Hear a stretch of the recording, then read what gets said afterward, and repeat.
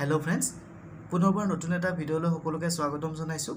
আজিৰ এই ভিডিঅ'টোত আমি জেনেৰেল মেথছৰ খুবেই গুৰুত্বপূৰ্ণ টপিক এটা আলোচনা কৰিম, যিটো হৈছে পাৰ্চেণ্টেজ। আগন্তুক অসম চৰকাৰৰ গেট 3, গেট 4 পদৰ কাৰণে পাৰ্চেণ্টেজৰ কেনেকুৱা ধৰণৰ কুৱেশ্যন এক্সামত আহে, লগতে সেই কুৱেশ্যনবোৰ আমি কিদৰে প্ৰথমতে কনচেপ্ট তাৰপিছত শ্বৰ্ট ট্ৰিকৰ সহায়ত কৰিব পাৰোঁ সুন্দৰকৈ আলোচনা কৰিম। ইয়াত বেছিক লেভেলৰ পৰা একেবাৰে এক্সপাৰ্ট লেভেললৈ কুৱেশ্যনবোৰ লোৱা হৈছে আৰু লগতে প্ৰিভিয়াছ ইয়াৰত কেনেকুৱা কুৱেশ্যন আছিল ডাইৰেক্ট কুৱেশ্যন পেপাৰৰ পৰা উঠাই দিয়া হৈছে। আহক প্ৰথম কুৱেশ্যনটো লৈছোঁ, আমি প্ৰথমটো বেছিক কুৱেশ্যন লৈ লৈছোঁ। Fine 30% of 40। এতিয়া আমাক কৈছে যে 40ৰ 30% কিমান হ'ব। এতিয়া এই কুৱেশ্যনটো লোৱাৰ উদ্দেশ্য এটাই হৈছে যে আমাৰ পাৰ্চেণ্টৰ কনচেপ্টটো কি হয়। মই এই কুৱেশ্যনটোৰ দ্বাৰা গোটেই পাৰ্চেণ্টৰ কনচেপ্টখিনি দিবলৈ চেষ্টা কৰিম। ইয়াৰ পিছত আমি যিমানখিনি কুৱেশ্যন কৰিম গোটেইখিনি এক্সপাৰ্ট লেভেলৰ কৰিম, যিবিলাক আগতীয়াকৈ এক্সামত আহি গৈছে আৰু আগন্তুক এক্সামবিলাকতো অহাৰ খুবেই সম্ভাৱনা আছিল। আহক আমি প্ৰথমতে চাওঁ। এই কুৱেশ্যন আমি তিনিটা টাইপত কৰিম। এই প্ৰতিটো টাইপতে আমি কনচেপ্টৰ পাৰ্চেণ্টৰ কনচেপ্টটো ক্লিয়াৰ কৰি যাম। এতিয়া ফাৰ্ষ্ট টাইপটোত আমি কেনেকৈ কৰিব পাৰোঁ।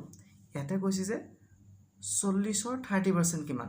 আমি জেনেৰেল যিটো ট্ৰেডিশ্যন মেথডত কৰোঁ, 40ৰ 30% মানে 40 পূৰণ পাৰ্চেণ্ট মানে সদায় 100 ভাগৰ বুজায়, 100 ভাগৰ 30।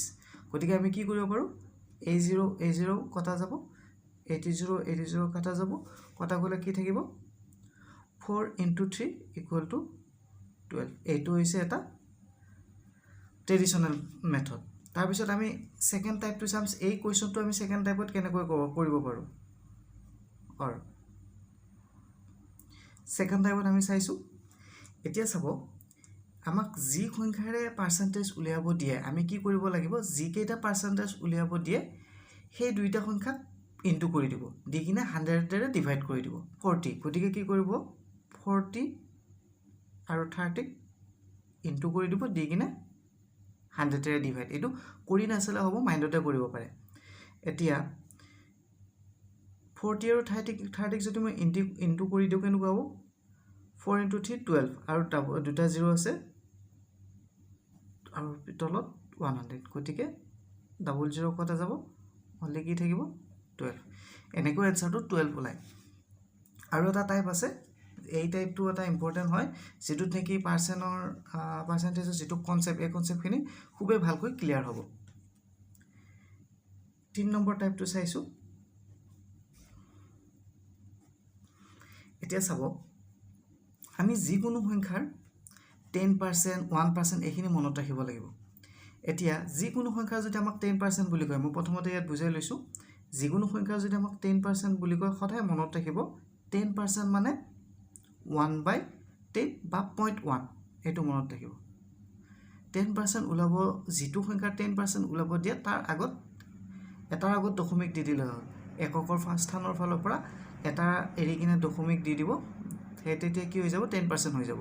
আৰু যদি মোক 1% উলিয়াব দিয়ে, চাই লওক 1% মানে কিমান, 1/100, অৰ্থাৎ কি হ'ব, দুটাৰ আগত কি হ'ব, দশমিক আহিব। অৰ্থাৎ এই ইউনিট এককৰ ফালৰ পৰা দুটা এৰি কিনে আমি দশমিক দিলে কি পাম, 1/100 মানে 1% পাম।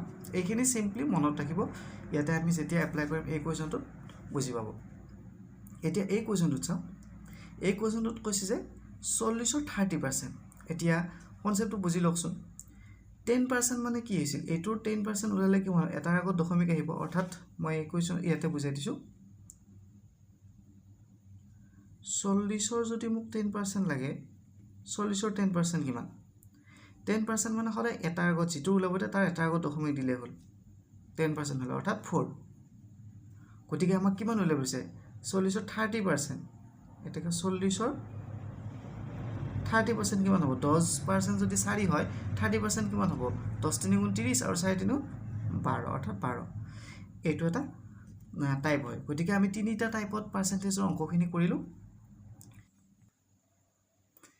এতিয়া 2 নম্বৰত এটা কুৱেশ্যন দেখাব ওলাইছোঁ। এইটো হৈছে 2023 চনৰ DHS এক্সামত আহি যোৱা গ্ৰেড 3 এক্সামত এই কুৱেশ্যনটো আহি গৈছিল। ইয়াতে চাওক, ইয়াতে ইংলিছ এছামিজ দুইটা দিয়া আছে। বিশেষকৈ মেথছৰ ক্ষেত্ৰত আমি এছামিজ যিবিলাক টাৰ্ম হয় তাতকৈ আমি ইংলিছত কুৱেশ্যনটো পঢ়ি কিনে বুজি লোৱাই ভাল। ইয়াতে কৈছে the price of A scooter was 34,000 last year. It is increased by 20% this year. What is the price now? মানে আমি কথাখিনি বুজি পালো যে যোৱা বছৰ স্কুটাৰখনৰ মূল্য আছিল 34,000, এই বছৰ 20% বাঢ়ি গ'ল, বৰ্তমান ইয়াৰ মূল্য কিমান? এটা এইটো আমি ইয়াত চাৰিটাকৈ অপচন দিয়া আছিল, আমি কোনটো কাৰেক্ট এনসাৰ হ'ব উলিয়াব লাগে। এইটো আমি কেনেকৈ কৰিম? কুৱেশ্যনটো উলাই লৈছো অনলি, এতিয়া আমি সলিউশনটো কেনেকৈ কৰিম চাই লওঁ। এতিয়া আমাৰ সলিউশন কৰা প্ৰসেসটো কেনেকুৱা হ'ব? ইয়াৰ প্ৰসেসটো এনেকুৱা মনত ৰাখিব যে এই কনসেপ্টৰ পৰা যদি আমি চাওঁ, যোৱা বছৰ আছিল 34,000 প্লাস এই বছৰত কি হৈছে 20% বাঢ়িছে, অৰ্থাৎ 34,000 কিমান হৈছে 20%, ইমানৰ 20% means এনেকৈ লিখিলো। এতিয়া এইটো হ'ব ইয়াৰ ভ্যালু। ফাৰ্স্ট কথা হ'ব এইটোটো ঠিক আছে, এইখিনি আমি কৰি ল'ব লাগে। আমি অলপ আগতে ইয়াৰ আগৰ কুৱেশ্যনটোত চাইছিলে 10% উলিয়ালে কেনেকুৱা হয়, 20% উলিয়ালে কেনেকুৱা হয়, এইটো আমি এনেকৈ গম পাইছিলোঁ। এতিয়া চাওক 20% অফ 34,000, 34,000 যদি 10% ওলাব লাগে কি হ'ব? ইয়াৰ যদি 10% হয় কিমান হ'ব? ইয়াৰ 10% হ'লে এটাৰ আগত পইণ্ট আহিব, অৰ্থাৎ 3,400। গতিকে 20% হ'লে কিমান হ'ব? তাৰ দুগুণ হ'ব, অৰ্থাৎ কিমান হ'ব? 6,800। কথাখিনি বুজি পাইছে না? 34,000 মই ইয়াত আৰু অলপ ভালকৈ বুজাই দিছোঁ।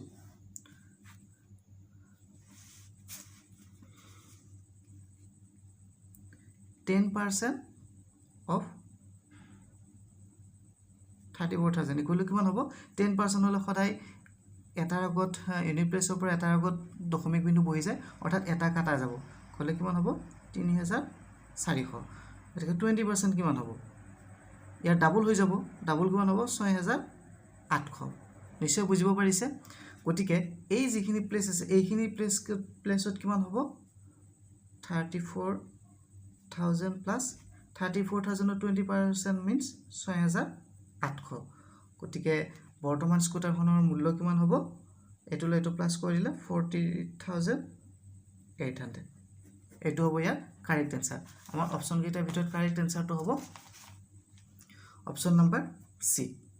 গতিকে নিশ্চয় বুজি পালে যে এক্সামত কেনেকুৱা ধৰণৰ কুৱেশ্যন আহে পাৰ্চেন্টেজৰ। আমি আৰু ইম্পৰ্টেন্ট কুৱেশ্যন চাম বাৰু। এই কুৱেশ্যনটো চাব, 3 নম্বৰ কুৱেশ্যনটোত কি কৈছে? মই ইয়াত এছামিজ টাৰ্মটো লৈ অহা নাই, মই ইংলিছতে লিখি লৈছোঁ, যিহেতু গ্ৰেড 3 এক্সামবিলাক ইংলিছত বেছি পঢ়িলে বেছি ইজি হয়, বিশেষকৈ মেথছৰ ক্ষেত্ৰত কি হয়, ইংলিছৰ টাৰ্মবিলাক মনত ৰখাটো খুবেই ভাল। মই ইয়াৰ এছামিজটো কৈ যাম বাৰু। In an election of 2 candidates, one candidate gets 41% is rejected by a majority of 3,600 votes. Find the total number of votes pooled. মানে কৈছে যে দুজন প্ৰাৰ্থী থকা এটা ইলেকশ্যনত এজনে 41% ভোট পালে আৰু তেখেতে 3,600 ভোটত কি হ'ল? পৰাজয় বৰণ কৰিলে, মানে হাৰি গ'ল। এটা কৈছে যে টোটেল কিমানে ভোট দিছিল। এইটো যদি আমি কুৱেশ্যনটো চাওঁ হয়তো অলপমান ডিফিকাল্ট যেন লাগিব বা অলপ কেনেকুৱা ট্ৰিক হয় মাইণ্ডত নাহিব। যদি এবাৰ আমি ভালকৈ বুজি লওঁ একেবাৰে সহজ হয়। সেইটো আমি কেনেকৈ কৰিম এতিয়া চাই লওঁ। আমাৰ কথাটো হৈছে যে আমি ধৰি ল'লো টোটেল পুল পাৰ্চেণ্ট কিমান হ'ব? Total voters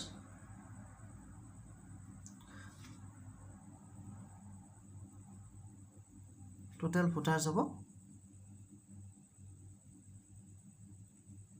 100%। ইয়াৰ ভিতৰত 41 পাইছে যিজনে মানে কি পৰাজয় পূৰণ কৰিছিল, বাকীজনে কিমান পালে? বাকীজনে পালে 59। গতিকে কিমান হ'ব? 59 পোৱাজনে কিমান বেছি পালে? 59% সেইজনে পালে, আৰু এইজনে পালে 41%। তেওঁ কিমান বেছি পালে? তেওঁ বেছি পালে ইয়াতে 18%। এতিয়া আমি যদি ভাবি চাওঁ কি হ'ব? যিজন প্ৰাৰ্থী 41% পাইছিল তেওঁ কিমান পাৰ্চেণ্টত হাৰি গ'ল? তেওঁ 18% ভোটত হাৰি গ'ল। অৰ্থাৎ আমাক দিয়া আছে 18% ভোট মানে কিমান? 3,600 ভোটত তেওঁ হাৰি গ'ল। এতিয়া কি হ'ব?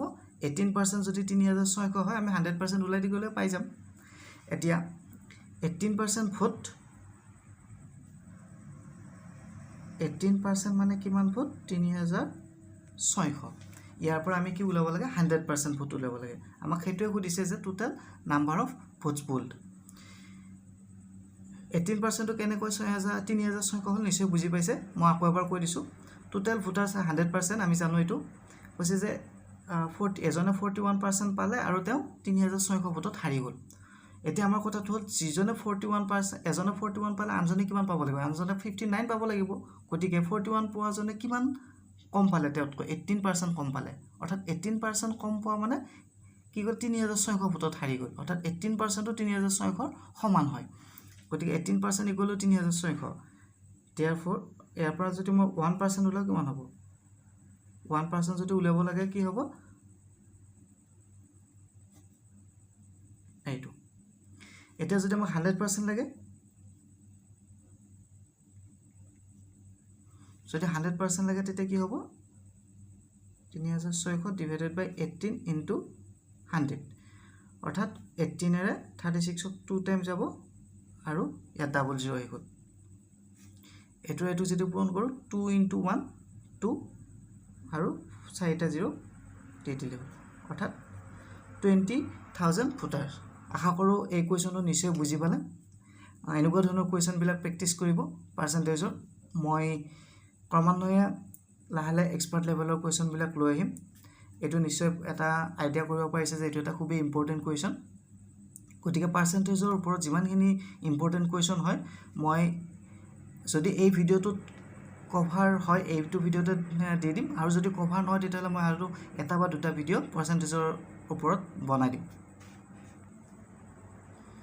এবাৰ আমি 6 নম্বৰ কোৱেশ্চনটো লৈছো 6 নম্বৰ কোৱেশ্চনটো এটা অন্য টাইপৰ কোৱেশ্চন লৈছো if 2 liters of water is evaporated on boiling from 8 liters of sugar solution containing 5% sugar find the percent of sugar in the remaining solution মানে প্ৰথম কোৱেশ্চন মই বুজাই দিছো এটা 8 লিটাৰ সলিউশন আছিল এই 8 লিটাৰটোৰ পৰা 8 লিটাৰ গাখীৰ আৰু পানীৰ কি মিশ্ৰণ আছিল তাৰ পৰা 2 লিটাৰ বাষ্পীভৱন কৰি ভাপ কৰি উৰাই দিলে গৰম কৰি 2 লিটাৰ কি উলালে পানী উৰালে 8 লিটাৰ যেটো মিশ্ৰণ গাখীৰ আৰু পানীৰ মিশ্ৰণ তাৰ পৰা 2 লিটাৰ পানী উৰাই দিলে এতিয়া কৈছে যেটো 8 লিটাৰ সলিউশন তাত 5% কি আছিল সুগাৰ আছিল এটা হৈছে find da per cent of sugar in the remaining solution যেতিয়া 2 লিটাৰ ভাপ কৰি উলাই দিয়ে বাষ্পীভৱনৰ দ্বাৰা উৰাই দিলে এটা যিমানখিনি সলিউশন ৰৈ গল তাত সুগাৰৰ পাৰ্সেন্টটো কিমান হ'ব আগতে যেহেতু 5% আছিল এতিয়া পাৰ্সেন্ট কিমান হ'ব অৰ্থাৎ আমি এই কোৱেশ্চনটো কেনেকৈ কৰিব লাগে চাও এতিয়া আমি যদি সব আমাক কোৱেশ্চনটো দিয়া আছে আৰম্ভণিতে সুগাৰৰ পার্সেন্ট কিমান আছিল 5% এতিয়া যদি চাও percent of sugar in original solution যেটো original solution আছিল তাত sugar percent কিমান আছিল 5% 5% কিমান লিটাৰত 8 লিটাৰছত এতিয়া 5% যদি 8 লিটাৰছত হয় কিমান লিটাৰ হ'ব সুগাৰটো আমি উলাইলো 8 লিটাৰৰ যদি 10% হয় কিমান হ'ব 0.8 5% হলে 0.8 ৰ আধা অৰ্থাৎ 0.4 লিটাৰস নিশ্চয় কথাটো বুজি পাইছে 8 লিটাৰ সলিউশনটোত সুগাৰ কিমান আছিল 0.4 লিটাৰস চাইলো per cent of sugar in remaining solution এটা কথাটো চাব আমি বাষ্পীভৱন কৰি অকল পানী উৰাই দিছিলো সুগাৰ উৰাই দিয়া নাছিলো গতিকে সুগাৰ 8 লিটাৰছত যিমান আছিল এতিয়াও কিমানে থাকিব অৰ্থাৎ সুগাৰ 0.4 লিটাৰ আৰম্ভণিতেও আছিল এতিয়াও 0.4 এ থাকিব কিন্তু টোটাল সলিউশন এবাৰ কি হৈ যাব 2 লিটাৰ কমি যাব আগতে আছিল 8 লিটাৰস যেটো পানী আমি 2 লিটাৰ বাষ্পীভৱন কৰি উৰাই দিলো এতিয়া টোটাল সলিউশন থাকিব 6 লিটাৰ এতিয়া আমাক পাৰ্সেন্ট অফ সুগাৰ খুদিছে নহয় এতিয়া আমি পাৰ্সেন্ট কোডৰ লগে লগে 100 এৰে ইনটু কৰি দিলে হ'ল 100 এৰে ইনটু কৰিলে কিমান হ'ব যদি আমি 100 টো 0.4 লগত ইনটু কৰি দিও কি হ'ব 40 হ'ব আৰু তলত থাকিব 6 গতিকে আমি যদি দুইটাকে কাটি দিওঁ 2ৰে 3 টাইম যাব ইয়াত 20 টাইম যাব অৰ্থাৎ এইটো কিমান হ'ব